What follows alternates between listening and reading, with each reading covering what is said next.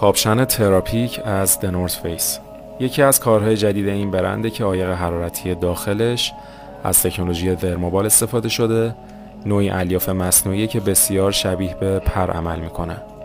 ضمن اینکه بسیار سبکه، گرما رو حتی اگه خیس باشه هم حفظ میکنه.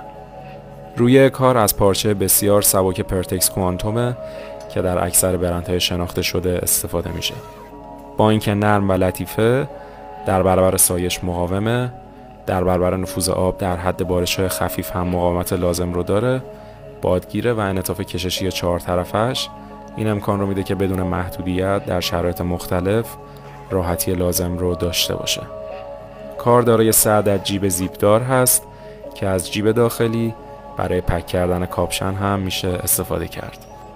کلاه هم به صورت دوخت به کار متصل شده. این کار در سایز بندی مردانه، قابل تهیه از اسپورت استاف.